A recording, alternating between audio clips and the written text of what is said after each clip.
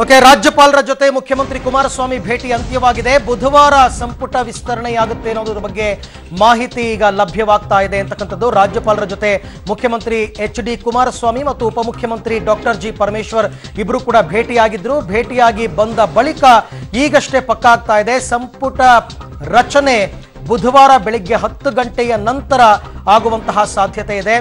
ನಾಳೆ ರಾಜ್ಯಪಾಲರು ದೆಹಲಿ ಪ್ರವಾಸ ಹೋಗ್ತಾ ಇರೋದ್ರಿಂದ ಅವರ ಅಲಭ್ಯತೆಯ ಹಿನ್ನೆಲೆಯಲ್ಲಿ ಸಂಪುಟ ಪ್ರಮಾಣ ವಚನ ಸ್ವೀಕಾರ ಭಾನುವಾರ ಆಗಲ್ಲ. ಭಾನುವಾರ ಆಗಬೇಕು ಅಂತಕ್ಕಂಥ ಆಸೆ ಇತ್ತು ಕುಮಾರಸ್ವಾಮಿಗೆ.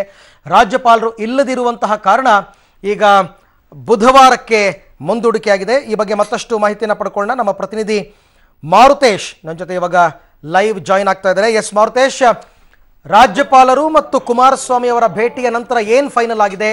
ಡೇಟು ಮತ್ತೆ ಟೈಮ್ ಎಲ್ಲ ಫಿಕ್ಸ್ ಆಯ್ತಾ ಹೇಗೆ?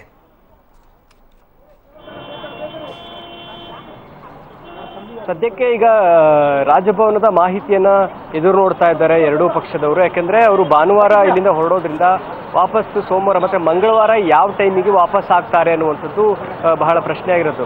ಮಂಗಳವಾರ ಸಂಜೆನೇ ಅವರು ವಾಪಸ್ ಆದರೆ ಬುಧವಾರ ಬೆಳಿಗ್ಗೆನೇ ಕಾರ್ಯಕ್ರಮ ಫಿಕ್ಸ್ ಆಗುವಂಥದ್ದು, ಅಥವಾ ಏನಾದರೂ ಲೇಟ್ ಆದರೆ ಬುಧವಾರ ಮಧ್ಯಾಹ್ನದ ನಂತರ ಸಮಯವನ್ನು ನಿಗದಿ ಮಾಡುವುದು ಅನ್ನೋದ್ರ ಬಗ್ಗೆ ಚರ್ಚೆಗಳು ನಡೀತಾ ಇರುವಂಥದ್ದು. ಅದಕ್ಕೋಸ್ಕರ ಅಧಿಕೃತವಾಗಿ ರಾಜಭವನದ ಮಾಹಿತಿಯನ್ನ ಎದುರು ನೋಡ್ತಾ ಇದ್ದಾರೆ. ಅಂದ್ರೆ ಈ ರಾಜ್ಯಪಾಲರು ವಾಪಸ್ ಯಾವಾಗ ಆಗ್ತಾರೆ ಆ ಸಮಯವನ್ನು ನೋಡಿಕೊಂಡು ಬುಧವಾರ ಸಮಯ ನಿಗದಿಯಾಗುವಂಥದ್ದು. ಒಟ್ಟು ಈಗಾಗಲೇ ದಿನಾಂಕ ಅಂತೂ ನಿಗದಿಯಾಗಿದೆ. ಬುಧವಾರದಂದು ಪ್ರಮಾಣ ವಚನ ಸ್ವೀಕಾರ ಮಾಡೋದಕ್ಕೆ ಎಲ್ಲ ಸಿದ್ಧತೆಗಳು ನಡೀತಾ ಇರುವಂಥದ್ದು. ಆದರೆ ಸಮಯಕ್ಕಾಗಿ ಇನ್ನೂ ಕೂಡ ಕಾಯ್ತಾ ಇರುವಂಥದ್ದು.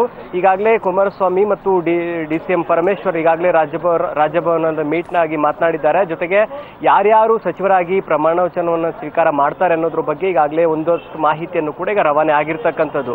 ಪ್ರಮುಖವಾಗಿ JDSನಲ್ಲಿ 11 ಸ್ಥಾನಗಳ ಪೈಕಿ 9 ಸ್ಥಾನಗಳನ್ನು 9 ಸಚಿವ ಸ್ಥಾನಗಳನ್ನು ಪೂರೈಸುವುದು, ಜೊತೆಗೆ ಇನ್ನೆರಡು ಬಾಕಿ ಉಳಿಸಿಕೊಳ್ಳುವಂತ ನಿರ್ಧಾರಕ್ಕೆ ಬರಲಾಗಿದೆ. ಜೊತೆಗೆ ಬುಧವಾರ ಶುಭ ದಿನ ಅನ್ನುವಂಥ ಅಭಿಪ್ರಾಯವನ್ನು ದೊಡ್ಡಗೌಡರು ವ್ಯಕ್ತಪಡಿಸಿರೋದ್ರಿಂದ ಬುಧವಾರಕ್ಕೆ ಎಲ್ಲವೂ ನಿಗದಿಯಾಗಿರ್ತಕ್ಕಂಥದ್ದು. ಸಂಜೆ 4:15 ಪ್ರೆಸ್ ಮೀಟ್ ಅನ್ನ ಕರೆದಿದ್ದಾರೆ. ಜಂಟಿ ಸುದ್ದಿಗೋಷ್ಠಿ ನಡೆಯುತ್ತೆ. ಈ ವೇಳೆ ಇನ್ನಷ್ಟು ಅಧಿಕೃತ ಮಾಹಿತಿಗಳನ್ನ ನೀಡೋರಿದ್ದಾರೆ. Arvind. Okay Maruthesh, thank you. ತಮ್ಮೆಲ್ಲ ಮಾಹಿತಿಗಾಗಿ ಧನ್ಯವಾದ.